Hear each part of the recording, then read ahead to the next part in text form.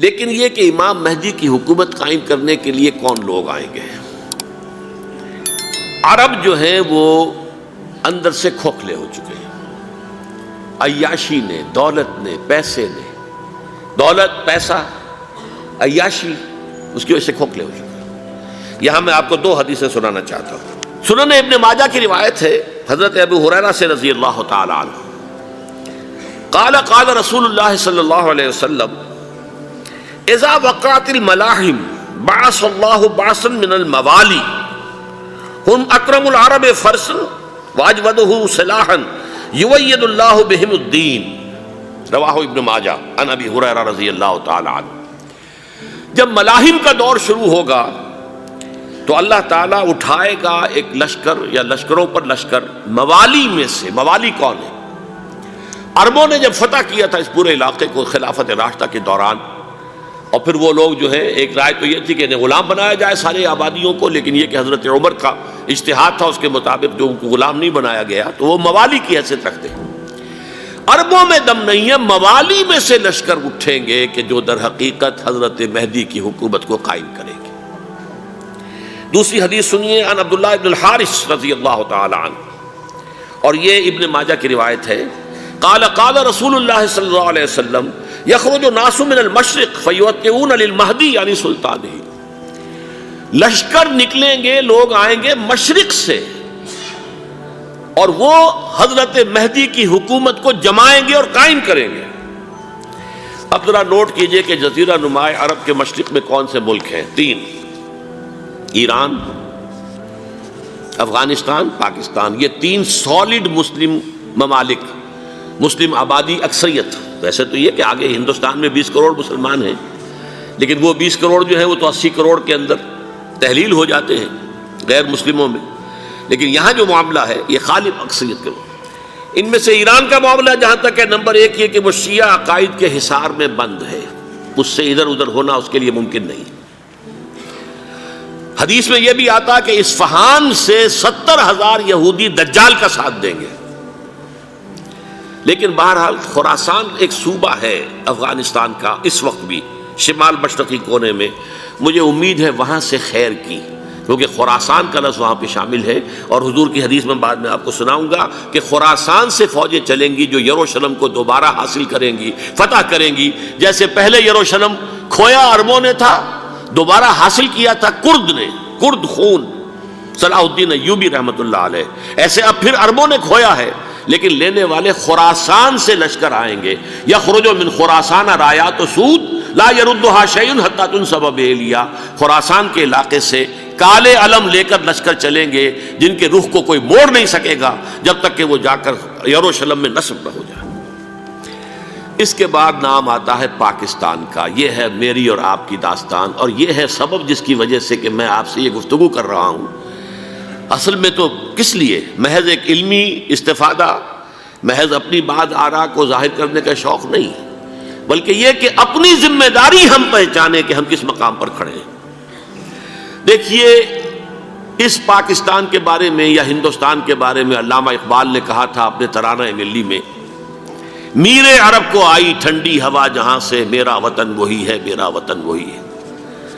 اور مجھے بتایا گیا کہ سنن ابی داؤد میں یہ روایت موجود ہے کہ حضور نے فرمایا کہ ہندوستان کی طرف سے مجھے ٹھنڈی ہوا آتی ہے، اگرچہ مجھے وہ حدیث ابھی نہیں ملی ہے، لیکن حزب التحریر کا ایک کارڈ مجھے ملا تھا، تو اس میں اس حدیث کا اور اس میں ابو داؤد کا روایت کا حوالہ موجود تھا۔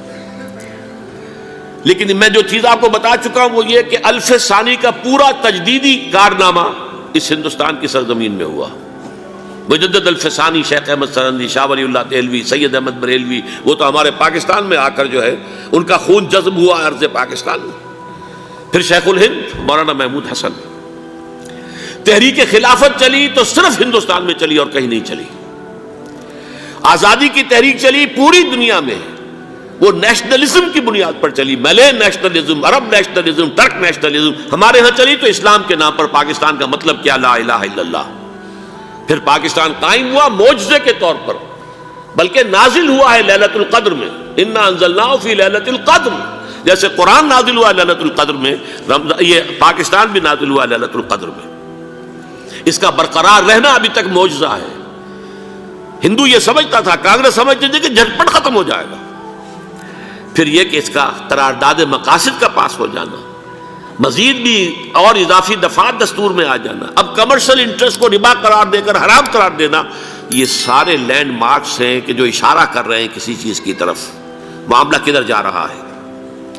پھر یہ کہ یہ جو 14ویں صدی کے مجدد تھے شیخ الہند، اس کے بعد سے کچھ ایسی شخصیتیں عظیم پیدا ہوئی ہیں ہند میں، جن کو میں سمجھتا ہوں کہ 14ویں صدی کے مجدد اور 15ویں صدی کے مجدد کے درمیان، یہ 15ویں صدی کے مجدد کی راہ کو سیدھا کرنے والے، جیسے کہ حضرت یحییٰ نے کہا تھا میں تو آنے والے کا راستہ سیدھا کر رہا ہوں حضرت عیسیٰ کے لیے، ایسے ہی 15ویں صدی کے لیے امام مہدی کے لیے راستہ صاف کرنے والے سب سے پہلے علامہ اقبال، جنہوں نے اسلام کا تصور دین کی حیثیت سے دوبارہ زندہ کیا ہے، ورنہ اسلام ایک مذہب کی شکل اختیار کر چکا تھا۔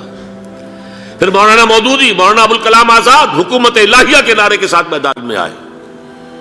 یہ اقبال نے جو تصور پیش کیا تھا اس پر عملی جد و جہد کے لیے حزب اللہ قائم ہوئی ہے۔ نوٹ کر لیجئے 11 برس کا فرق ہے عمر کا علامہ اقبال کے اور ابوالکلام کے، اور 1913 میں جب حزب اللہ قائم کی ہے اس وقت علامہ اقبال کی ملی شاعری اپنے عروج کو پہنچ چکی تھی۔ پھر یہ کہ علامہ اقبال کے بعد تعمیل جو ہے اس کام کی وہ ابوالکلام نے کی، لیکن روایتی علماء نے کی شدید مخالفت کی وجہ سے وہ بددل ہو کر چھوڑ گئے، کانگریس میں شامل ہو گئے، بساط جو ہے حزب اللہ کی انہوں نے لپیٹ دی۔ پھر مولانا مودودی آئے، انہوں نے وہ ڈور جو ہے اس کا سرا تھاما، جماعت اسلامی قائم کی حکومت الہیہ ہی کے قیام کے لیے۔ اگرچہ میرے نزدیک یہ کہ وہ انتخابی اور ایک قومی سیاست کی ایک جماعت بن کر پاکستان میں جو ہے دلدل میں پھنس گئی ہے، اب ہم اس کی کوشش کر رہے ہیں، تنظیم اسلامی اور یہ تحریک خلافت جس کے تحت یہ جلسہ ہو رہا ہے، یہ ساری چیزیں وہ ہیں کہ آپ کو سوائے پاکستان کے اور کہیں نہیں ملیں گی پوری دنیا میں۔ معلوم ہوتا ہے کہ پاکستان کو بہت بڑا رول پلے کرنا ہے اس میں، اور اس کے ساتھ اب جمع کر لیجئے افغانستان کی عمارت افغانستان، اسلامی عمارت افغانستان قائم ہو چکی ہے۔ یہ پچھلے 20 سالوں میں جو کچھ وہاں ہوتا رہا ہے اس سے پہلے تصور نہیں ہو سکتا تھا۔ علامہ اقبال کے فرزند بھی دیکھ کر آئے ہیں، تو اگرچہ وہ خود میں سمجھتا ہوں کہ خاصے انہیں آپ لبرل کہیں، آزاد خیال کہیں، لیکن اس درجے متاثر ہو کر آئے تھے کہ انہوں نے یہ کہا افغانستان میں جو میں نے حالات دیکھے ہیں کہ اگر 2-4 اور مسلمان ملکوں کے اندر یہ نظام قائم ہو جائے تو پوری دنیا مسلمان ہو جائے گی۔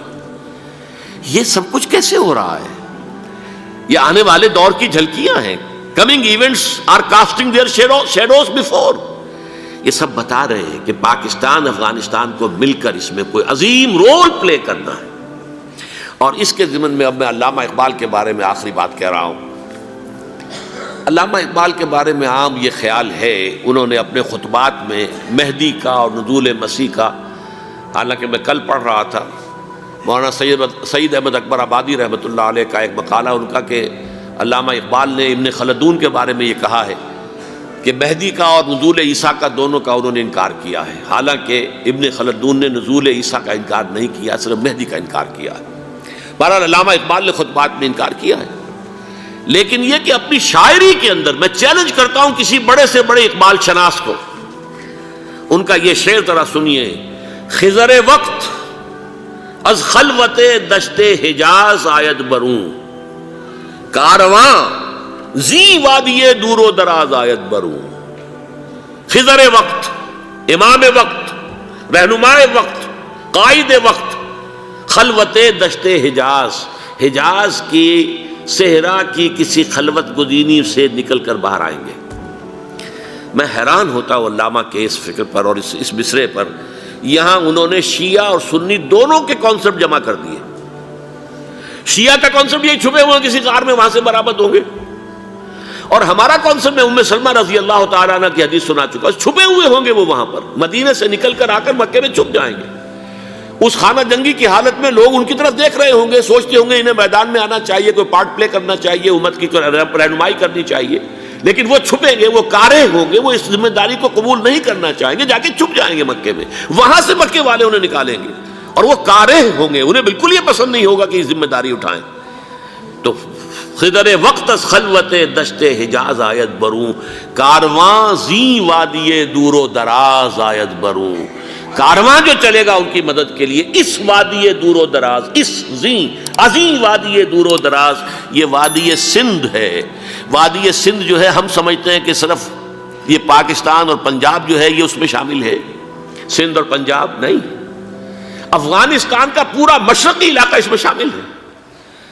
جیسے دریائے جہلم سندھ میں جا رہا ہے، جیسے دریائے گلگت سندھ میں آ کر ملتا ہے، جیسے دریائے چناب اور راوی اور جہلم اور یہ سب جا رہے ہیں اور آ رہے ہیں، اسی طرح دریائے کابل کہاں سے آ رہا ہے، دریائے گومل کہاں سے آ رہا ہے، ٹوچی کہاں سے آ رہا ہے، یہ سارا جو ہے ڈرین جو ہو رہا ہے، ایسٹرن جو ہے پارٹ آف افغانستان، یہ سب وادی ہے۔ اس وادی کے یہ دو حصے ہیں، ایک حصہ جو ہے یہ ادھر پاکستان میں ہے اور اسی وادی کا دوسرا حصہ جو ہے وہ افغانستان میں ہے۔ کارواں زی وادی دور و دراز آیت بروں، کارواں چلے گا یہاں سے، یخرج ناس من المشرق یؤتون للمہدی یعنی سلطان ہی، مشرق سے فوجیں چلیں گی کہ جو مہدی کی حکومت قائم کریں گی، اور یخرج من خراسان رایات و سود، اور خراسان سے سیاہ پرچم چلیں گے کہ جن کا رخ کوئی موڑ نہیں سکے گا، حتیٰ تنصب بإیلیا، یہاں تک کہ وہ جا کر یروشلم کے اندر نصب ہو جائیں گے۔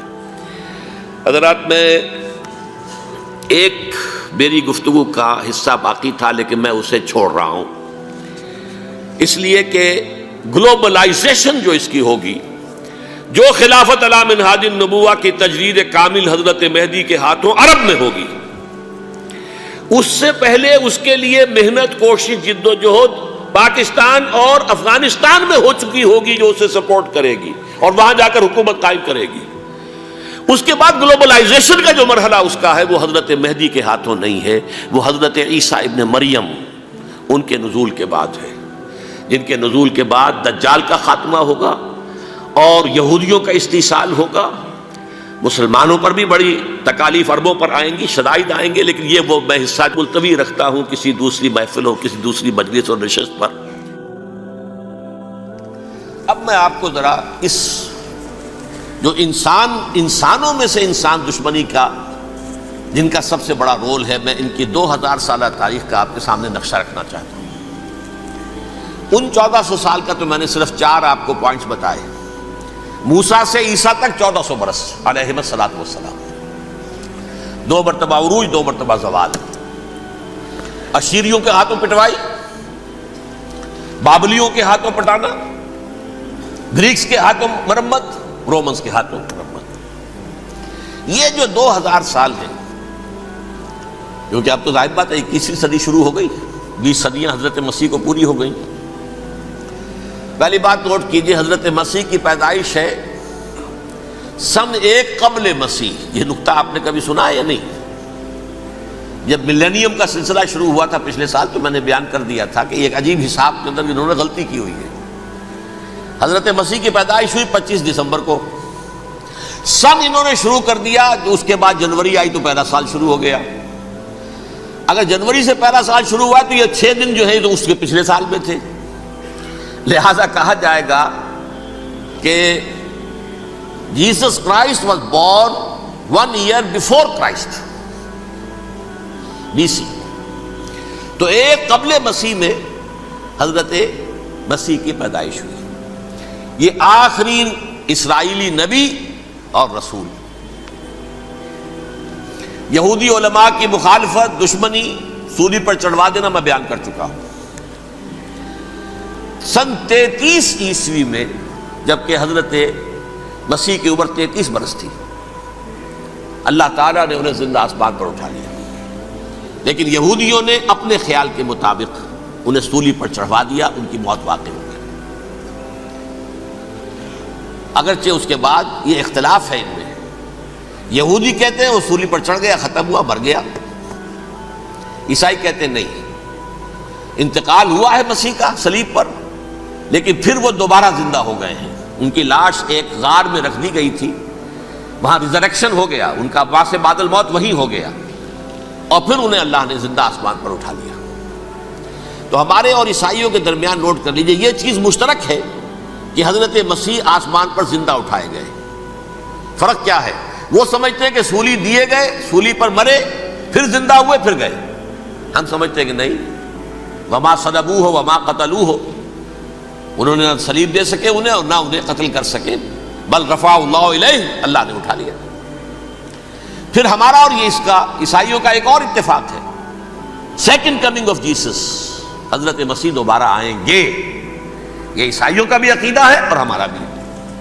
بہرحال تو جیسا کہ میں نے عرض کیا کہ اس وقت یہ عذاب استیصال، عذاب اکبر کے مستحق ہو چکے تھے، لیکن اللہ نے ان کی مدت دراز کی ہے، لیکن ان پر دنیاوی عذاب کا ایک کوڑا جو ہے اللہ تعالیٰ کی طرف سے اسی وقت برسا۔ دنیاوی عذاب دنیا میں رہتے ہوئے ختم نہیں کیا گیا۔ 37 برس بعد، حضرت مسیح کے رفع سماوی کے 37 برس بعد، سن 70 میں یہودیوں نے بغاوت کی رومیوں کے خلاف۔ رومی ٹائٹس جنرل تھا ایک، اس نے پھر جو حملہ کیا ہے، 1,33,000 یہودی ایک دن میں قتل کیا یروشلم میں، اور ہیکل سلیمانی گرا دیا۔ وہ ہیکل پہلے بھی گرا تھا، پہلے 1400 سال کے دوران میں بھی نبوکڈنضر نے گرایا تھا، لیکن پھر اس کے 150 سال بعد انہوں نے دوبارہ بنا لیا تھا، اس لیے وہ اسے سیکنڈ ٹیمپل کہتے ہیں۔ پہلا ٹیمپل جو حضرت سلیمان نے بنایا تھا، نبوکڈنضر نے گرا دیا 587 قبل مسیح میں، پھر دوبارہ انہوں نے 150 سال کے بعد بنا لیا۔ وہ اس تاریخ کا حصہ ہے، میں نے جس کے بارے میں آپ کو تفصیل نہیں بتائی۔ اس میں یہ ہوا سن 70 میں وہ گرا دیا گیا، وہ آج تک گرا پڑا ہوا ہے۔ نمبر 2، یہ کہہ دیا گیا کہ یہودیوں اس ارض فلسطین سے نکل جاؤ، تم یہاں نہیں رہ سکتے اب۔ لہذا جس کا جہاں سینگ سمایا چلا گیا، یورپ میں چلے گئے، ایشیا میں آ گئے، عرب میں آ گئے یہ 3 قبیلے جو رات بھی میں نے عرض کیا تھا، بنو قینقاع، بنو نذیر اور بنو قریظہ، یہ وہاں سے آ کے مدینے میں آباد ہو گئے، جس کا جہاں سینگ سمایا، افریقہ میں، ہندوستان میں، جہاں چلے گئے۔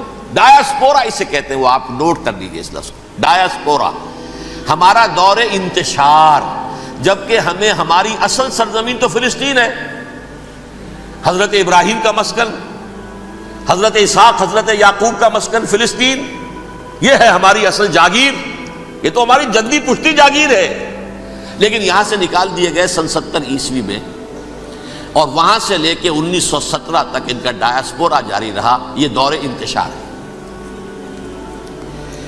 اس دور انتشار کے اب چند حصے ہیں جس کو میں چاہتا ہوں کہ آپ علیحدہ علیحدہ سمجھ لیں۔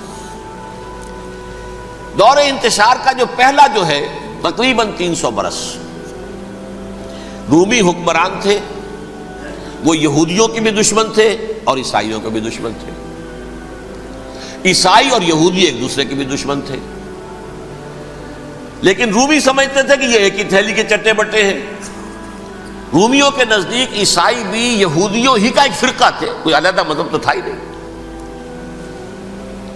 لہذا رومی جو ہیں رومنز، وہ ان دونوں کو ستاتے تھے، مارتے تھے، اور یہ آپس میں لڑتے تھے، یہودی عیسائیوں کو مارتے تھے، عیسائی یہودیوں کو مارتے تھے۔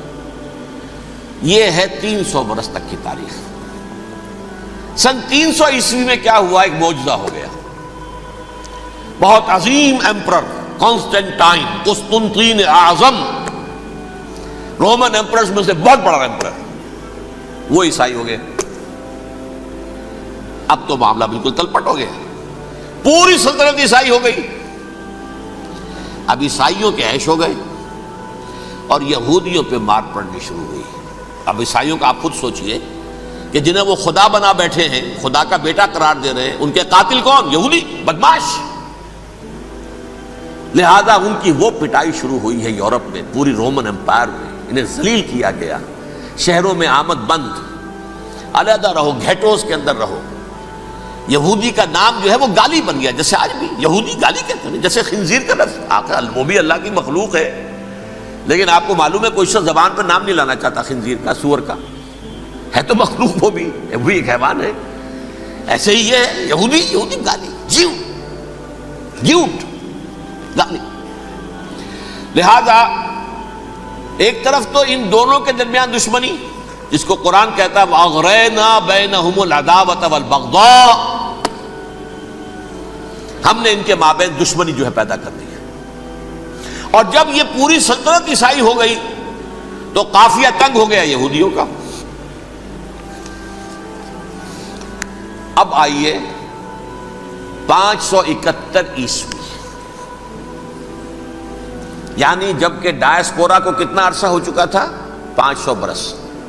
سن 70 سے شروع ہوا نا ڈائسپورا، جب ٹائٹس نے گرایا ہے ہیکل کو اور نکال باہر کیا انہیں فلسطین سے، بھاگ جاؤ یہاں ایک یہودی بھی نہیں رہے گا، فلسطین سے نکال دیے گئے۔ اس کے پورے 500 برس بعد سن 571 عیسوی میں حضور کی پیدائش ہوئی، ولادت با سعادت محمد رسول اللہ صلی اللہ علیہ وسلم۔ 610 میں آپ پر وحی کا آغاز ہوا، لیکن حضور کے ساتھ ان کا معاملہ کیا رہا؟ اول تو جبکہ حضور ابھی مکے ہی میں تھے، یہودیوں نے ریشہ دوانیاں شروع کر دی حضور کے خلاف۔ قریش مکہ کو سکھاتے تھے، پڑھاتے تھے، ان سے یہ پوچھو، ان سے یہ پوچھو، یہ اس طرح تنگ کرو، ان سے یہ امتحان لو، یہ آپ کے علم میں ہے۔ سورہ بنی اسرائیل میں، سورہ کہف میں وہ سوالات، جو امتحانی سوالات آئے تھے، ذوالقرنین کون تھا، اصحاب کہف کون تھے، تم رسول بنے پھرتے ہو تو بتاؤ، اور یہ روح کی حقیقت کیا بتاؤ، یہ ساری ریشہ دوانیاں کر رہے تھے بیٹھے ہوئے، ابھی وہیں پر حضور ابھی پہنچے بھی نہیں۔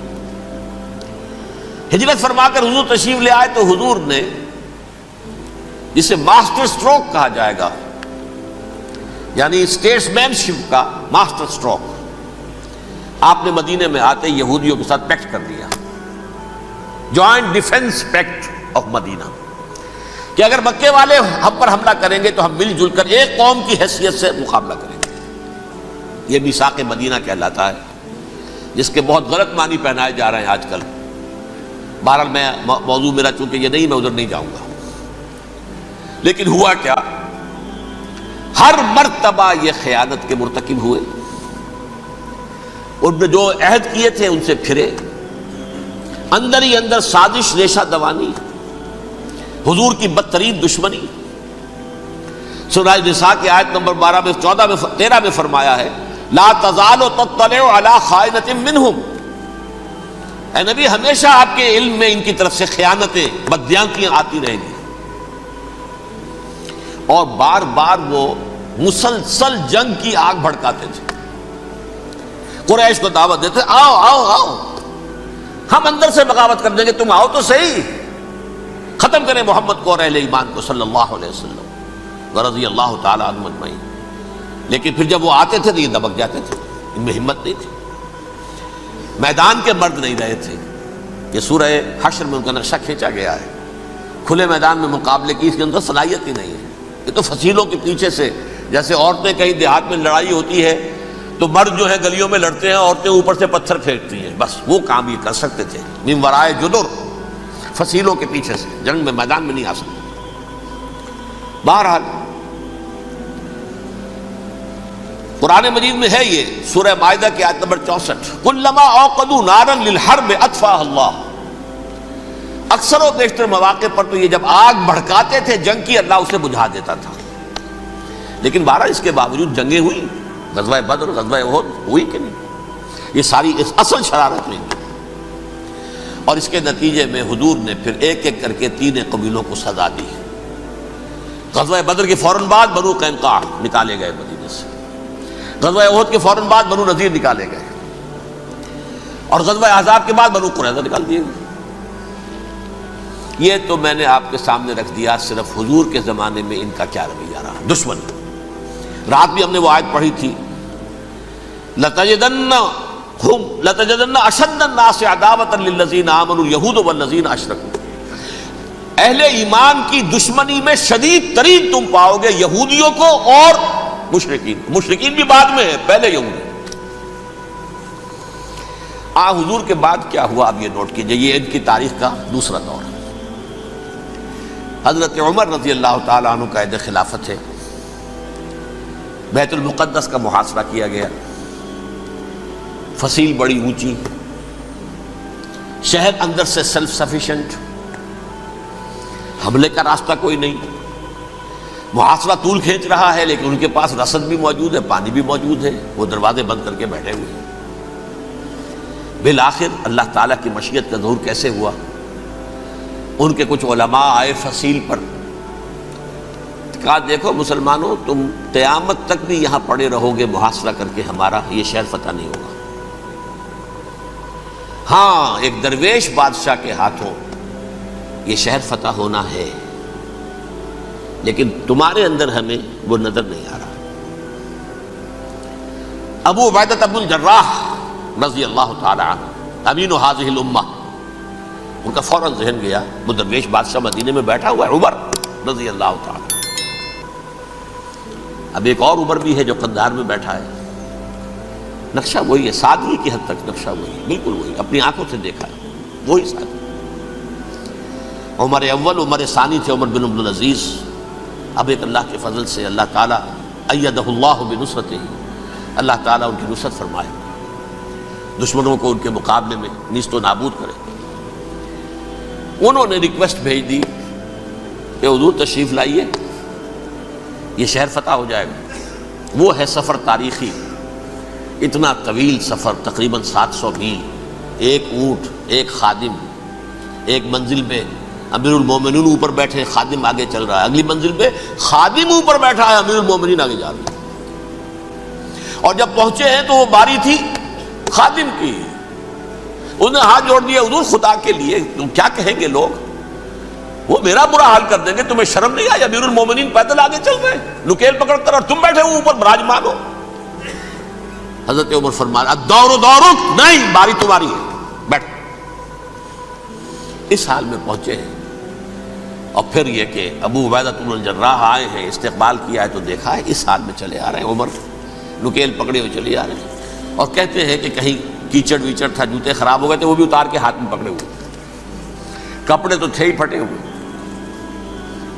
انہوں نے کہا بھی حضرت ابو عبیدہ نے، دیکھیے یہ بڑا متمدن ملک ہے، بڑا مہذب علاقہ ہے یہ، آپ ذرا حلیہ اپنا دوست فرما لیں تب جا کے پیش کروں، ہم آپ کو کریں گے۔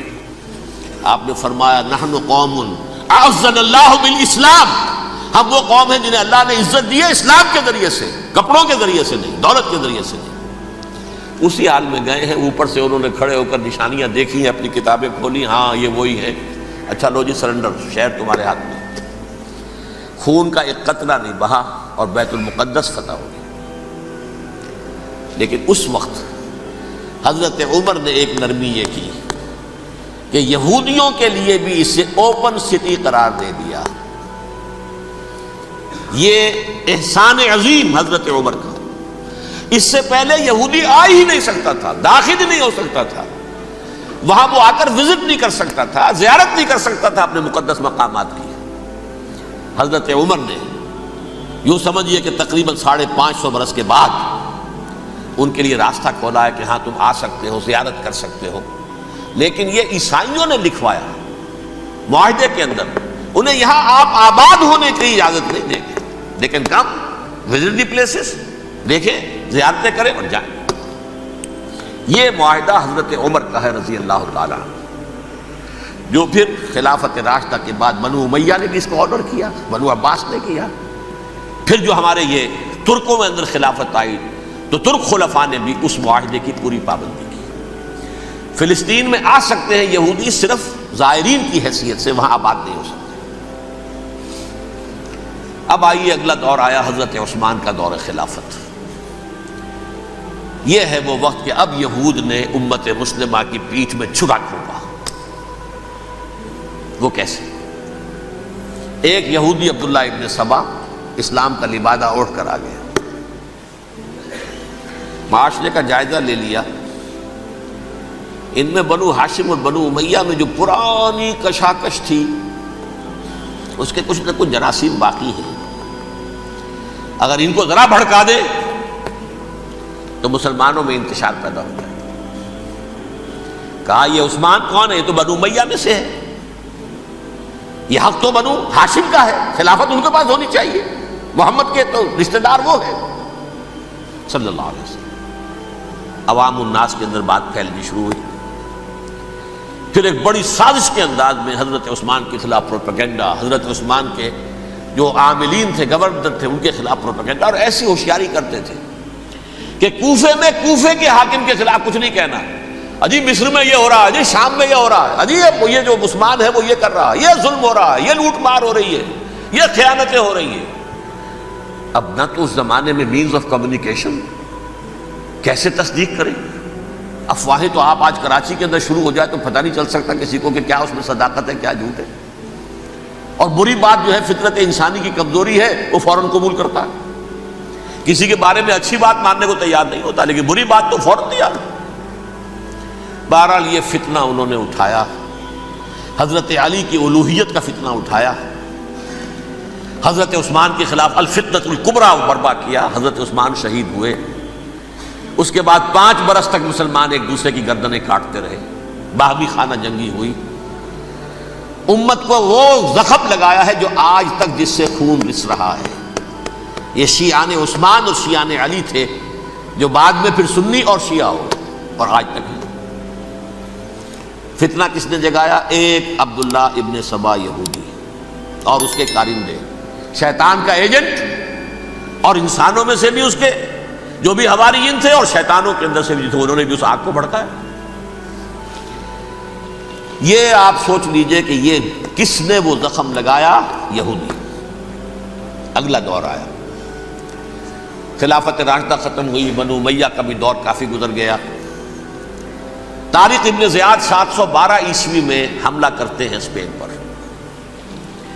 اسپین اس وقت عیسائیت کا بہت بڑا گڑھ، بڑے کٹر ترین عیسائی جو ہے وہ اسپین میں تھے، لہذا یہودیوں کی وہاں بہت پٹائی ہوتی تھی، یہ میں بتا چکا ہوں، دشمنی تھی ان کی تو چلی آ رہی تھی عیسائیوں کے ہاتھوں یہودیوں کی، وہ تو سن 300 عیسوی سے ایمپرر کانسٹنٹائن کے بعد سے شروع ہو گئی تھی۔ اس حوالے سے یہودیوں نے اس وقت چالاکی یہ برتی، کچھ راستے واسطے بتائے، کچھ مدد کی طارق ابن زیاد کی۔ طارق ابن زیاد نے انہیں اپنا محسن سمجھا، ہسپانیہ فتح ہو گیا تو یہودی چونکہ محسنین کی فہرست میں آ چکے تھے، انہیں بہت اقتدار نصیب ہوا، بڑی سپورٹ مسلمانوں نے دی۔ ان کے بڑے بڑے علماء جو ہیں اسی دور کے اندر پیدا ہوئے، بڑے بڑے تھنکرز ان کے اسی دور میں پیدا ہوئے۔ بن گوریون جو کہ ایک وزیر اعظم تھا اسرائیل کا، اس نے یہ لکھا ہے اپنی کتاب میں، Muslim Spain was the golden era of our diaspora. وہ ڈائسپورا جو 70 عیسوی سے شروع ہوا تھا اور 1917 عیسوی تک جاری رہا ہے، اس میں سے گولڈن ایرا ہمارا جو تھا وہ مسلم اسپین تھا، ہسپانیہ میں بیٹھ کر ہم نے عیش کیے۔ لیکن وہاں سے انہوں نے اور جو کچھ کیا، یہ تو داستان کے تو بہت سے گوشے ہیں، لیکن میں جس اسٹریٹ لائن میں چل رہا ہوں اس کے اعتبار سے ایک بات سمجھ لیجیے، وہاں بیٹھ کر انہوں نے اب عیسائیت کی پیٹھ میں چھرا گھونپا،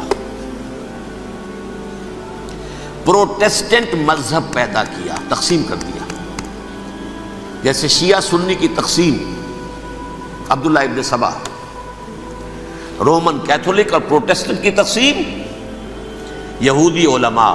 ہوتا کیا تھا، ہسپانیہ کی یونیورسٹیاں ہیں، کارڈووا میں ہے، ٹولیڈو میں ہے، گریناڈا میں ہے، غرناطہ، قرطبہ، تولیتلا، اور وہاں آتے تھے لوگ، فرانس سے چلے آ رہے ہیں نوجوان پڑھنے کے لیے، جرمنی سے چلے آ رہے ہیں، اٹلی سے چلے آ رہے ہیں، 3 ہی ملک قریب ترین پڑھتے ہیں سینٹرل جو یورپ کے ہیں۔ یہاں پر جو ہے وہ اسلام جو نور پھیلا رہا تھا اس سے بھی مستفیض ہوئے، جہالت کے جو ہے پردے ان کے وہ چھٹے، اس کے ساتھ ہی وہ یہودی وہاں ان کے اندر جو جراثیم داخل کر رہے تھے وہ اس عیسائیت کے خلاف بغاوت، جو اس وقت دنیا میں عیسائیت اس وقت تھی، پوپ کا راج تھا دنیا میں اس وقت، یورپ میں جو عیسائیت تھی اس میں ایک طرف بادشاہ تھے، لیکن بادشاہوں کی حیثیت وہاں پر یوں سمجھ لیجئے کٹ پتلیوں کی تھی، اصل قوت پوپ کے ہاتھ میں تھی۔ اور پوپ کو انہوں نے جیسے قرآن نے کہا اتخذوا احبارهم ورهبانهم اربابا من دون اللہ، چونکہ سینٹ پال نے شریعت موسوی ساقط کر دی تھی تو اب شریعت تھی ہی نہیں، پوپ کو اختیار تھا جس چیز کو چاہے حلال قرار دے دے، جس چیز کو چاہے حرام قرار دے دے۔ اتخذوا احبارهم ورهبانهم اربابا من دون اللہ۔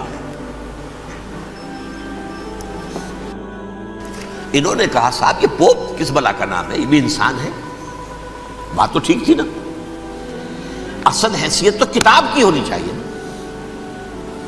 ڈیوائن بک، دی ریویلڈ اسکرپچر، لہذا یہ کتاب ہر شخص پڑھ سکتا ہے، کوئی پوپ کے باپ کو جو ہے کوئی اس کے لیے پروپرائٹری رائٹس تو نہیں ہے کہ صرف پوپ پڑھ سکتا ہے یا پادری پڑھ سکتے ہیں، ہم بھی پڑھ سکتے ہیں، ہم بھی سمجھ سکتے ہیں۔ یہ باتیں تھی کہ جن کو بڑھا چڑھا کر بیان کر کے اور پوپ کا اقتدار ختم کرا دیا اور توجہ مرکوز کر دی بائبل کی طرف۔ اب بائبل میں بڑا حصہ تو اولڈ ٹیسٹامنٹ کا ہے۔ نتیجہ کیا ہوا؟ یہود کی عظمت پروٹیسٹنٹس کے نزدیک مسلم ہو گئی۔ اصل قوم تو یہ ہے، وہ دشمنی بدلی کہ نہیں بدلی؟ موسیٰ کے امتی یہ ہے، تورات موسیٰ کو دی گئی، ابراہیم کی نسل یہ ہے۔ لہذا وہ جو دشمنی تھی، جو عداوت تھی کہ ہمارے خدا کو سولی چڑھانے والے ہیں یہ بدماش، اس کا ازالہ ہوا۔ اس پروٹیسٹنٹ مذہب کے نتیجے میں یہ میں اب آپ کو بتاتا ہوں کہ ایک نتیجہ وہ نکلا ہے جسے برٹرنڈ رسل نے بیان کیا ہے۔ اس کی کتاب ہے ان پریز آف آئیڈلنس، صفحہ 108۔ وہ لکھتا ہے the Christians retaining the Judaic belief in special revelation added to it the Roman desire for worldwide domination and the Greek taste for metaphysical subtleties. The combination produced the most fiercely persecuting religion that the world has yet known. یہ تین چیزیں آ کر عیسائیت میں مل گئیں۔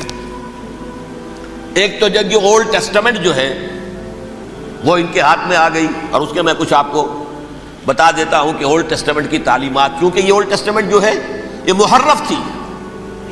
اصل تورات تو گم ہو گئی تھی 587 قبل مسیح میں، جب پہلی مرتبہ ہیکل جو ہے تباہ ہوا ہے، اس وقت ختم ہو گئی تھی۔ اس کے کوئی 150 سال کے بعد انہوں نے یادداشتوں سے مرتب کر کے لکھی ہے۔ اب اس میں ان کے اپنے خیالات، اپنے امانی، اپنی توجیحات وہ شامل ہو گئیں۔ لہذا آپ ذرا میں آپ کو حوالے دیتا ہوں اس کتاب کے اندر مظالم کی جو تعلیم دی گئی ہے۔ اہل کتاب نے اپنے مظالم قتل عام کے جواز کے لیے تورات میں تبدیلیاں کی اور پیغمبروں پر دہشت ناکی اور بدترین حرام کاری کے الزامات لگائے۔ سنیے، پہلا حوالہ ہے یہ گنتی باب 31 آیات 17-18۔ اس لیے ان بچوں میں جتنے لڑکے ہیں سب کو مار ڈالو، اور جتنی عورتیں مرد کا منہ دیکھ چکی ہیں ان کو بھی قتل کر ڈالو، لیکن ان لڑکیوں کو جو مرد سے واقف نہیں اور اچھوتی ہیں اپنے لیے زندہ رکھو۔ یہ کسی اللہ کی کتاب کا یہ جملہ ہو سکتا ہے؟ کسی ریویل بک کا؟ اور سنیے، یہ ہے استثناء ڈیٹرانومی باب 20 آیت 16-18۔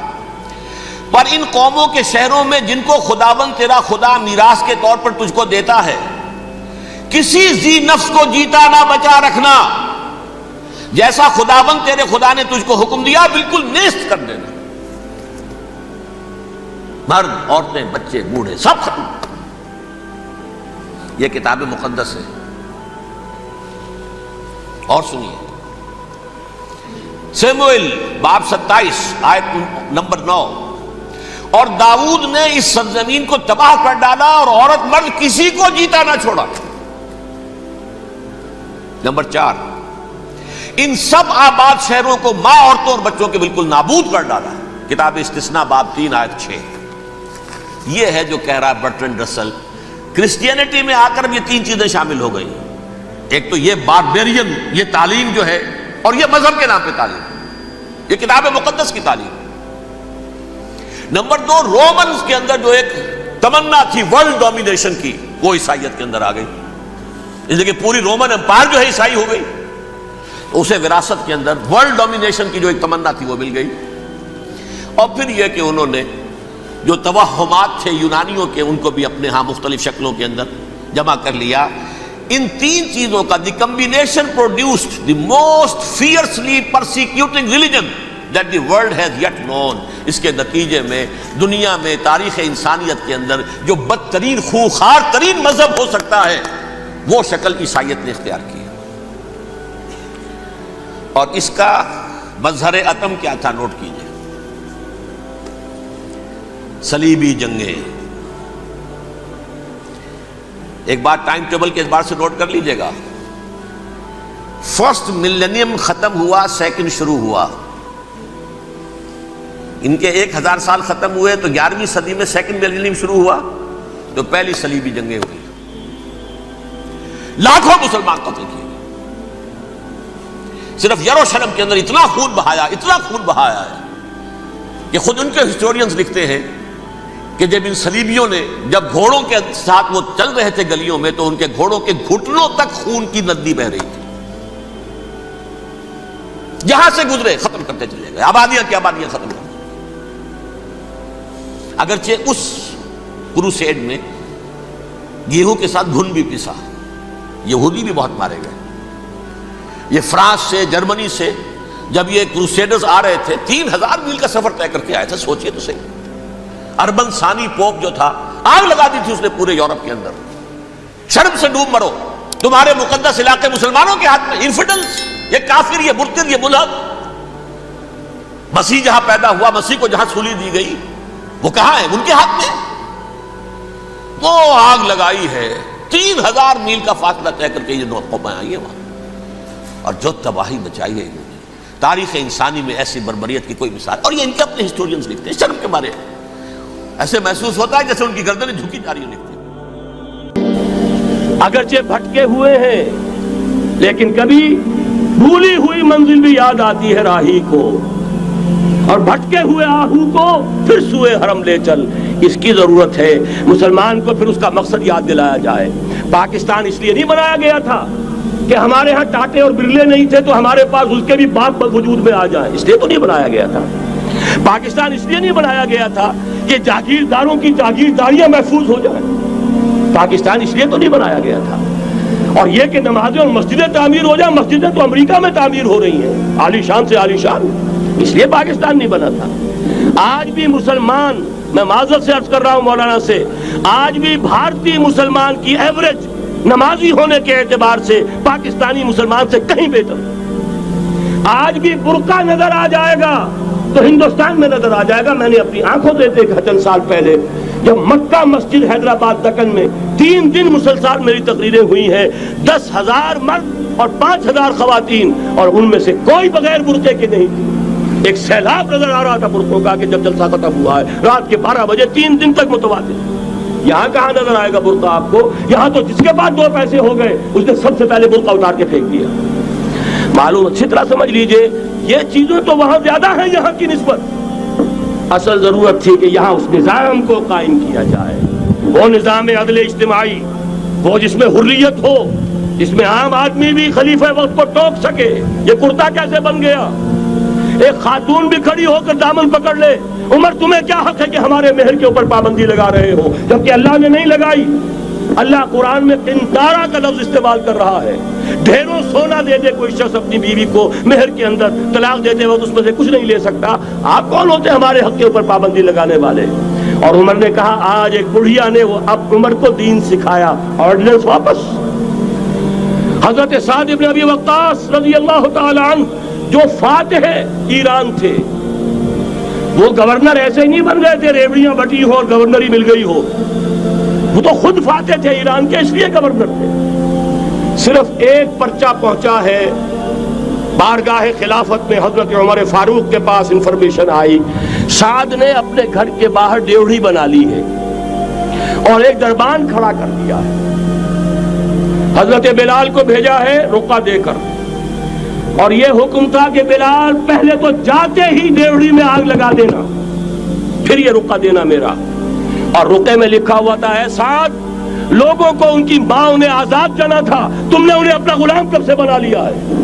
یہ دربان کھڑے کر دیا اپنے آگے. وہ حریت, وہ مساوات کہ جا رہا ہو خلیفہ وقت اور چارج لینے جا رہا ہے بیت المقدس کا, کوئی ذاتی علاج کے لیے نہیں جا رہا, سیر و سیاحت کے لیے نہیں جا رہا, چارج لینے کے لیے بالکل سرکاری وزٹ ہے, آفیشل وزٹ ہے, اسٹیٹ وزٹ ہے. اور حال کیا ہے, 700 میل کا فاصلہ طے کرنا اور ایک اونٹنی, کوئی انٹوریج نہیں, کوئی قدم و حشم نہیں, کوئی جمبو جٹ بھرے ہوئے نہیں, کچھ نہیں. ایک اونٹنی, ایک خادم. اس ایک اونٹنی پر چونکہ راستے کا راشن بھی ہے لہذا 2 آدمی نہیں بیٹھ سکتے, ایک بیٹھ سکتا. ایک منزل خلیفہ وقت بیٹھا ہوا ہے اوپر اور خادم نکیل پکڑ کر چل رہا ہے. اگلی منزل خادم اوپر بیٹھا ہے اور خلیفہ وقت عمر عبد الخطاب رضی اللہ تعالی عنہ اور وہ آگے آگے نکیل پکڑ کر چل رہے ہیں. یہ نظام چاہیے آج نوع انسانی کو. اس کے انتظار میں، اس کی تلاش میں نوع انسانی نے کتنے تجربے کر لیے، کیسی چھلانگیں لگائیں، ملوکیت ختم کی، آسمان سے گرا کھجور میں اٹکا، جمہوریت آئی نام نہاد، لیکن وہ سرمایہ دارانہ نظام بن کر آگے سے بڑھ کر لعنت بن گئی. پہلے جاگیردار مسلط تھا، اب سرمایہ دار اور کارخانے دار مسلط ہو گیا. اس سے نکلنے کے لیے زور لگایا، کمیونزم کی طرف گئے، چھلانگ لگائی، اب ایک پارٹی ڈکٹیٹر بن کر بیٹھ گئی. انسان رستد یک بنتا افتاد در بندے دیگر، ایک چیز سے غلامی سے نجات پاتا ہے، دوسری میں پھنس جاتا ہے. اور کیوں؟ کہ وہ نظام عدل اجتماعی جو محمد عربی کو دے کر بھیجا گیا تھا، اس کے کسٹوڈین سوئے ہوئے ہیں. اس کے کسٹوڈینز کو اندازہ ہی نہیں. یہ نسخہ تو ہمارے پاس تھا، ہمیں عمل کرنا تھا اور دنیا کے سامنے پیش کرنا تھا. پاکستان بنایا اس لیے گیا تھا کہ ہم اس کا ایک نمونہ دنیا کے سامنے پیش کریں گے. قائد اعظم نے فرمایا تھا کہ ہم یہ چاہتے ہیں کہ پاکستان کی صورت میں، عہد حاضر میں، اسلام کے اصول حریت و اخوت و مساوات کا ایک نمونہ قائم کر کے دکھائیں. کہاں ہے وہ؟ بھٹک گئے، سو گئے. وَلَنُذِيقَنَّهُم مِّنَ الْعَذَابِ الْأَدْنَىٰ دُونَ الْعَذَابِ الْأَكْبَرِ، بڑے عذاب سے پہلے چھوٹا عذاب کا مزہ چکھائیں گے. لَعَلَّهُمْ يَرْجِعُونَ، شاید کہ لوٹ آئیں. کوئی عجب نہیں اس عذاب الادنیٰ سے بعد ہم جاگے نہیں، ہوش میں نہیں آئے. کوئی عجب نہیں کہ بڑے عذاب کا کوڑا ہماری پیٹھوں پر برس جائے. لیکن مجھے یہ یقین ہے، نوٹ کر لیجئے، اگر یہ دوسرا امکان ہو گیا، خدا نہ خواستہ اللہ کے عذاب کا کوڑا ہماری پیٹھ پر برسا، مجھے یقین ہے اللہ ہندوؤں کو مسلمان بننے کی توفیق دے گا. لیکن اسلام کا بول بالا اسی خطے سے ہو. تاریخ میں یہ ہو چکا ہے آیا فتنہ تاتار کے افسانے سے، پاسباں مل گئے کعبے کو صنم خانے سے. تاتاریوں کے ہاتھوں کروڑوں مسلمان قتل ہوئے، لیکن اسلام نے تاتاریوں کو فتح کر لیا. اور پھر اسلام کا مسلمانوں کا دوسرا دور عروج انہی تاتاریوں کی مختلف شاخوں کے تحت ہوا. وہ تاتاری ہی تو تھے، وہ سارے ہورس، ٹرکش ہورس، ترکان تیموری، ترکان سبوی، ترکان سلجوقی، ترکان عثمانی، وہی تو سٹاک تو وہی ہے آیا فتنہ تاتار کے افسانے سے، پاسباں مل گئے کعبے کو صنم خانے سے. اس لیے کہ حضور نے فرمایا مشرق سے ہوگا، جہاں سے فوجیں چلیں گی. تو کوئی عجب نہیں. بہرحال یہ دو امکانات ہیں، لیکن اس کا فیصلہ تیرے ہاتھوں میں ہے، دل یا بدن. سیدھی بات. اگر تو اب بھی ہم ٹھیک ہو جائیں، جاگ جائیں، ہوش میں آ جائیں، قوم یونس کی طرح توبہ کر لیں، تو بغیر عذاب کے کوڑے کے رحمت خداوندی ہم پر سایہ کرے گی. اگر ہم نہ جاگے تو وہ عذاب کا کوڑا آئے گا. یہ نہیں میں کہہ سکتا ان ادری قریب بعید ما توعدون، یہ میں نہیں کہہ سکتا، یقین کے ساتھ جانتا ہوں کہ آئے گا. لیکن یہ کہ اس کے بعد بھی یہی سے بول بالا ہوگا. اگر ہمارے ذریعے نہیں تو ان کے ذریعے سے، جو ہمیں شکست دے کر پھر اسلام قبول کر لیں گے. لیکن کیوں نہ پہلے ہی راستے پر چلنے کی کوشش کریں. اب نوٹ کر لیجئے، یہ کتابیں اگر آپ پڑھنا چاہیں تو کتاب الملاحم میں پڑھیے. بدترین عذاب عربوں پر آیا کھڑا ہے، سروں پر تنا ہوا ہے. بدترین ایسی جنگ ہونی ہے الملحمۃ العظمیٰ، جس کو کہ میں بھی آپ کو گواہی پیش کر دوں گا، جسے کہا گیا ہے دی لاسٹ کروسیڈ. بش نے بھی کروسیڈ کا لفظ بول دیا تھا، پھر واپس لیا اس نے. نکل جاتی ہے جس کے منہ سے سچی بات مستی میں. فقیہ مصلحت بین سے وہ رندے بادہ خار اچھا، کروسیڈ کہہ کر پھر واپس لیا. یہ کروسیڈ، اس کے اوپر جس قدر نقصان ہونا ہے عربوں کا، گریٹر اسرائیل بنے گا، یہ عراق، شام، اردن، سعودی عرب کا کچھ شمالی علاقہ، ترکی کا جنوبی علاقہ، مصر کا صحرائے سینا، اور اس کے ساتھ ہی جو بہترین اس کا زرخیز ترین علاقہ ڈیلٹا آف نائل، یہ سب یہودیوں کے قبضے میں جائیں گے. اس کو حدیث میں کہا گیا الملحمۃ العظمیٰ. عیسائی 80 علم لے کر مسلمانوں تم پر حملہ آور ہوں گے، اور ہر علم کے نیچے 12,000 فوج ہوگی. 9.5 لاکھ فوج. یہ نیٹو کی تیاری کس کے لیے ہو رہی ہے؟ جب USSR کا خاتمہ ہوا تو پوچھا گیا تھا نیٹو چیف سے، اب کس لیے؟ تمہارا وہ دشمن تو ختم ہو گیا، اب ہمیں اسلامک فنڈامنٹلزم سے نمٹنا ہے. وہ جانتے ہیں خطرہ یہی ہے. اب اسلام ابھر سکتا ہے، مسلمانوں کے سینوں کے اندر وہ آگ ہے، اوپر خاکستر آ گیا ہے، تمہیں اٹھانا بیٹھنا، یہ اندر تو انگارہ ہے، اوپر سے راکھ ہے، اس سے دھوکہ نہ کھا جانا ان کے دلوں کے اندر. اور بش نے کہا تھا مسلمان چاہتے ہیں کہ ہسپانیہ سے لے کر انڈونیشیا تک نظام خلافت قائم کریں. اور میں حیران ہوا تھا کہ اس کمبخت کو ہسپانیہ کا خیال کیسے آ گیا. ہمیں تو کبھی آتا ہی نہیں، اب ہم تو بھول گئے. وہ تو 500 برس پرانی بات ہے جبکہ وہاں سے ہمیں نکال دیا گیا تھا. اگرچہ اقبال نے کہا تھا ہے ارض فلسطین پہ یہودی کا اگر حق، ہسپانیہ پر حق نہیں کیوں اہل عرب کا. ہسپانیہ میں تو 800 سال حکومت کی مسلمانوں نے، اور ابھی 500 برس ہی گزرے ہیں نا. یہودی تو ارض مقدس سے 2000 سال نکالے گئے. انہیں لا کے آباد کیا گیا، عربوں کے سینے میں خنجر بھونک دیا گیا. وہ چھوٹا سا ملک جو چاہتا کرتا، کوئی پوچھنے والا نہیں. امریکہ جیسے اپنے بیٹے کی حفاظت کرے ویسے کرتا ہے اس کی. اور حضور نے فرمایا ہے وہ جنگ جب ہوگی تو ایک باپ کے اگر 100 بیٹے ہوں گے تو 99 ختم ہو جائیں گے، ایک بچے گا. یہ حدیث ہے، حدیث ہے صحیح. اور آپ نے فرمایا ویل للعرب من شر قد اقترب.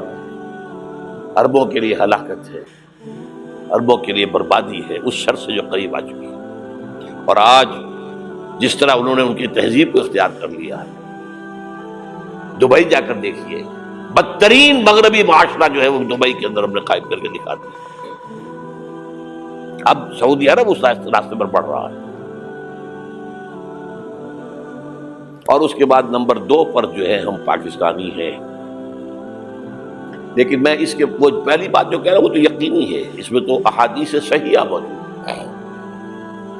اگرچہ اس کے بعد پانسا پلٹے گا، پھر حضرت مہدی کا ظہور ہوگا، حضرت عیسیٰ کا نزول ہوگا، اور وہ گریٹر اسرائیل گریٹر گریو یارڈ بنے گا یہودیوں کا. ایک ایک یہودی قتل ہوگا اور دفن ہوگا.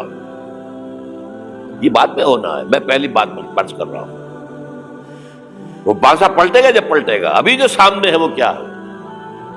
جس ملحمۃ العظمیٰ کہا حضور نے، جسے آرمگیڈون کہتے ہیں عیسائی. آرمگیڈون کی اگر کہیں جا کر آپ دیکھیں گے، آپ ڈکشنری میں مانی تو کیا لکھا ہے؟ A very big war which will be fought between the forces of evil and good before the end of this world. اس دنیا کے خاتمے سے پہلے خیر اور شر کی قوتوں کے درمیان بہت بڑی جنگ ہوگی.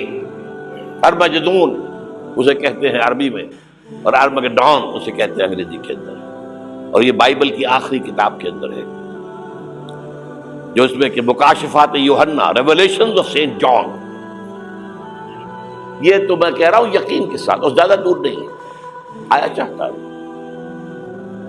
اس لیے کہ یہودیوں کا اور عیسائی جو کنزرویٹوز ہیں، نیو کنزرویٹوز، ان کا 5 نکاتی ایجنڈا ہے متفق علیہ، جس کے تحت کہ یہ جنگ صلیبی شروع کی گئی ہے.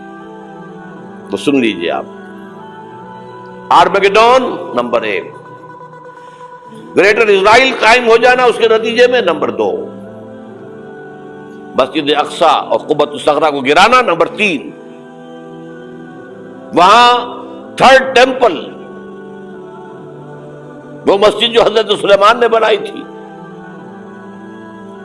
1000 قبل مسیح میں، پھر برباد کی تھی نیبوکدنیزر نے، دوبارہ بنائی گئی، پھر دوبارہ ختم ہوئی 70 عیسوی تک گری پڑی ہے. ان کا خانہ کعبہ گرا ہوا ہے 70 عیسوی سے لے کر آج تک. ایک دیوار ہے ویلنگ وال، جہاں جاتے ہیں روتے ہیں پیٹتے ہیں ماتم کرتے ہیں، وہاں وہ بنے گا 3rd ٹیمپل. اور نمبر 4 اس میں لا کر رکھا جائے گا تخت حضرت داؤد کا. یہ تخت کہاں ہے اس وقت؟ یہ لندن شریف کے اندر جو ان کی پارلیمنٹ کا جو چرچ ہے، ویسٹ منسٹر ایبے، اس میں رکھا ہوا ہے. ایک پتھر تھا جس پر بٹھا کر حضرت داؤد کی تاج پوشی ہوئی، پھر حضرت سلیمان کی ہوئی، پھر وہ پتھر رکھ دیا گیا جب حضرت سلیمان نے بنایا ہیکل مسجد اقصی، وہاں رہا وہ. ہر بادشاہ جو تھا یہودی اسی کے اوپر بٹھا کر اس کی تاج پوشی ہوتی تھی. سن 70 میں ٹائٹس نے گرایا اسے ہیکل کو، وہ پتھر لے گیا، وہاں سے روم گیا، روم سے آئرلینڈ گیا، آئرلینڈ سے اسکاٹ لینڈ آیا، اسکاٹ لینڈ سے انگلینڈ آیا، اور اب وہ رکھا ہوا ہے 14ویں صدی عیسوی سے آج تک. وہ ویسٹ منسٹر ایبے میں رکھا ہوا، ایک کرسی کی سیٹ میں اسے بنا دیا گیا ہے تخت کی شکل میں. اب انگریزوں میں کوئی ملکہ ہو، کوئی بادشاہ ہو جس کی بھی تاج پوشی ہونی ہے، اس میں ہو. یہ لا کر رکھا جائے گا تھرڈ ٹیمپل میں، اور اس پر یہودیوں کے خیال کے مطابق ان کا مسیحا آئے گا جو مسیح دجال ہوگا. عیسائیوں کے خیال کے مطابق حضرت عیسیٰ آئیں گے، وہ ہمارا بھی خیال ہے حضرت عیسیٰ آئیں گے علیہ السلام. بہرحال یہ تو بات کی باتیں ہیں نا. اس وقت جو میں عرض کر رہا ہوں عربوں پر بہت بڑا عذاب، اور پاکستان کا معاملہ البتہ یہ ہے، میں یقین سے نہیں کہہ سکتا. ہینگنگ ان دی بیلنس، ہو سکتا ہے اللہ تعالیٰ ہم پر رحم فرمائے، ہو سکتا ہے، اگرچہ اسی پہ شرائط ہوگی. چمن کے مالک اگر بنا لیں موافق اپنا شعار، اب بھی چمن میں آ سکتی ہے پلٹ کر چمن سے روٹھی بہار، اب بھی ہو سکتی ہے. اور یہ بھی ہو سکتا ہے کہ اللہ تعالیٰ نے معجزانہ طور پر ہمیں ملک دیا، ہم نے اللہ سے بدعہدی کی، وعدہ خلافی کی، غداری کی، لہذا سزا دی جائے اور ہم سے یہ ملک چھین لیا جائے. It's just possible. دور نہ سمجھے اسے، انہونی بات نہ سمجھے. جو گھیراؤ ہو رہا ہے آپ کے مغرب میں نیٹو فورسز اور مشرق میں بھارتی فورسز گدھوں کی طرح بیٹھے ہوئے انتظار کر رہے ہیں پاکستان اور ڈسٹیبلائز ہو جائے، یہاں اور بدامنی ہو جائے. اب لاہور میں پھر آج دھماکے ہو گئے ہیں. 2 دن پہلے کا دھماکہ میں سہ کے آیا ہوا ہوں، آپ کے سامنے بیٹھا ہوں. وہ جانیں بچی ہیں جو ہماری اکیڈمی کا حشر ہوا، میں آپ کو نہیں بتا سکتا. یہ سارا کیوں ہو رہا ہے؟ تاکہ یہاں بدامنی ہو جائے اور ہمیں جواز مل جائے. مغرب سے نیٹو فورسز داخل ہو جائیں، مشرق سے بھارتی فورسز آ جائیں، اور ہمارے ایٹمی دانت توڑ کر اور پھر ہمیں بھارت کے سامنے ڈال دیا جائے. نو ڈو ایز یو لائک. یہ ان کا نقشہ ہے. ہوگا کیا وہ اللہ جانتا ہے. ہوگا وہ جو اللہ چاہے. لیکن اللہ کا چاہنا جو ہے وہ کس پر منحصر ہے؟ یہاں انقلاب برپا کرو، یہاں اسلام لاؤ. اگر دھندوں میں لگے رہو گے تو وہ خود بخود نہیں آ جائے گا انقلاب. صحابہ نے جانیں دی تھی، کتنی تکلیفیں اٹھائی تھی. 12 برس تک مکی دور کے اندر با نشہ درویشی در ساز و دمادم زن، جو پختہ شبی خدرا بر سلطنت جم سن. یوم طائف یاد ہے جو حضرت عائشہ فرماتی ہے کہ میں نے پوچھا تھا حضور سے کہ یوم احد سے زیادہ سختی بھی آپ پر کبھی آئی؟ یوم احد پر کیا ہوا تھا؟ تلوار کا وار پڑا تھا آپ کے چہرہ مبارک. یہ جو رخسار کی ہڈی ہے اس کے اندر وار گیا ہے. اوپر خود کی 2 کڑیاں تھیں، وہ اس میں گھس گئیں. 2 دندان مبارک شہید ہوئے. وہ خود کی کڑیاں ایک صحابی نے اپنے دانتوں سے پکڑ کے کھینچنے کی کوشش کی، دانت نکل گئے، وہ نہیں نکلی. کیا جتن کر کے نکالی گئی ہوگی تو خون کا فوارہ آیا. اتنا خون گیا ہے کہ آپ بے ہوش ہو گئے، گر گئے، اور مشہور یہ ہو گیا کہ آپ کا انتقال ہو گیا، شہادت ہو گئی. یہ سیرت کبھی پڑھی ہے؟ حضرت عائشہ کے ہوش کا تو یہی دور تھا نا. یوم طائف میں جو کیا تھی، بچی تھی، انہیں کیا پتا کیا ہو رہا ہے حضور کے ساتھ. 3 دن تک حضور مکے کی گلیاں اور وہاں کے اوباش لوگ پتھراؤ کر گئے تھے اس امید میں کہ شاید وہاں کا کوئی سردار ایمان لے آئے. تو یہاں تو ابو طالب بھی فوت ہو گئے. یہی دنیاوی سہارا تھا، خاندانی سہارا تھا ابو طالب کے ذریعے. اور گھر میں ایک دلجوئی کرنے والی رفیقہ حیات تھی، وہ بھی، ان کا بھی انتقال ہو گیا. آپ نے کہا یہ عام الحزن ہے. اب تو سب کو طے ہو گیا قریش کو کہ آپ جیسے قتل کر دو ان کو. اسی لیے آپ گئے طائف. شاید وہاں کا کوئی بڑا سردار مانے، ایمان لے آئے مجھ پر، تو میں اپنا مرکز ادھر شفٹ کر دوں. تینوں سے ملے ہیں، تینوں نے وہ جواب دیے ہیں، نکل جاؤ یہاں سے. میں تمہارے ساتھ بات بھی کرنے کو تیار نہیں. اچھا تمہارے سوا کوئی نہیں ملا تھا اللہ کو نبی بنا کر بھیجنے کے لیے؟ دیکھو جاؤ، میں بات نہیں کرنا چاہتا، ہو سکتا ہے میں بے عزتی کر بیٹھوں، اور واقعی تم اللہ کے نبی ہو تو میں مارا جاؤں گا، جاؤ جاؤ جاؤ. یہ سلوک محبت کے ساتھ ہوا. اور پھر چھوکروں کو، اسٹریٹ ارچنز جنہیں آپ کہتے ہیں، اشارہ کیا تھا خبر لو ان کی، پتھراؤ ہو رہا ہے. ساتھ کوئی ہے ہی نہیں، ایک آدمی صرف زید ابن حارثہ. اب سامنے سے پتھر آ رہے ہیں تو حضرت زید آگے آ جاتے ہیں، ڈھال بنتے ہیں. مجھے لگے پتھر حضور کو رہے، آپ پیچھے سے آ رہے ہیں. چاروں طرف سے تو ڈھال نہیں بن سکتا ایک شخص، جسم لہو لہا، خون جا کر جوتیوں میں جم گیا ہے، جوتی اتر نہیں. پھر وہاں سے واپسی پر جو دعا مانگی ہے، اللہم الیک اشکو ضعف قوتی وقلت حیلتی وہوانی علی الناس. اے اللہ تیری جناب میں فریاد لے کر آیا ہوں اپنے قوت کی کمی کا، اپنے وسائل کی کمی کا، اور جو ذلت و خواری ہو رہی ہے لوگوں کے سامنے.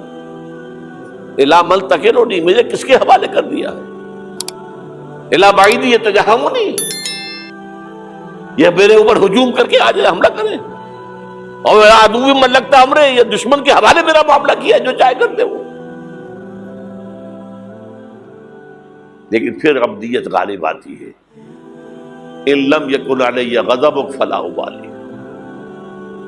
اللہ اگر تو ناراض نہیں ہے تو مجھے کوئی پرواہ نہیں. سر تقسیم خم ہے جو مزاج یار میں آئے. مجھے اندیشہ یہ ہے کہ تو ناراض تو نہیں ہوگی. یہ تکلیفیں جھیلی ہے. سینکڑوں صحابہ نے جانوں کا نذرانہ پیش کیا ہے. احزاب کی جنگ میں فاقوں پر فاقے ہو رہے تھے، اور ان فاقوں کی حالت میں خندق کھودنے کا حکم ملا ہے. لوگوں کی کمریں دوہری ہو رہی ہیں، پتھر باندھے ہیں اپنے پیٹوں سے، اپنے چادروں کے ساتھ کس کر قبر دوہری نہ ہو جائے. اور جب صحابہ کدالیں چلا رہے ہیں تو کیا کہہ رہے ہیں؟ نحن الذین بایعوا محمدا علی الجہاد ما بقینا ابدا اللہم لا عیش الا عیش الاخرہ. صحابہ کہتے تھے ہم وہ لوگ ہیں جنہوں نے محمد سے بیعت کی ہے کہ جہاد کرتے رہیں گے جب تک جان میں جان نکل جائے تو بات اور. جان ہے، چاہے ابھی بھوک سے کمر دوہری ہوئی جا رہی، جان تو ہے. اور ایک دفعہ کہتے تھے اللہم لا عیش الا عیش الاخرہ، اللہ عیش زندگی تو آخرت کی زندگی ہے. اور حضور فرماتے تھے، حضور کے بیٹھے ہوئے نہیں تھے گاؤں تکیہ لگا کر، پتھر اٹھا اٹھا کر خندق میں سے لے جا کے باہر پھینک رہے تھے. جب صحابہ کہتے ہیں اللہم لا عیش الا عیش الاخرہ، حضور فرما رہے ہیں فاغفر الانصار والمہاجرہ، اے اللہ ان انصار اور مہاجرین کی مغفرت فرما دے. پھر حضور کی خدمت میں کچھ لوگ آئے، حضور اب یہ فاقہ ناقابل برداشت ہو گیا، دیکھیے ہم نے یہ پتھر باندھے ہوئے اپنے پیٹ کے ساتھ. حضور نے کرتا اٹھا کر دکھایا، وہاں 2 پتھر باندھے ہوئے. یہ ہے سیرت النبی. آپ کس چیز کو سیرت النبی سمجھتے ہیں؟ بہرحال اس موضوع پر میری ایک کتاب ہے منہج انقلاب نبوی، کہ انقلاب کیسے آیا تھا. اگر دل میں ذرا بھی آرزو پیدا ہو گئی ہو کہ اللہ قبول کر لے مجھے بھی، مجھے قبول کر لے اس کام کے لیے، تو وہ کتاب آپ کے لیے مسٹ ہوگی، اس کا پڑھنا.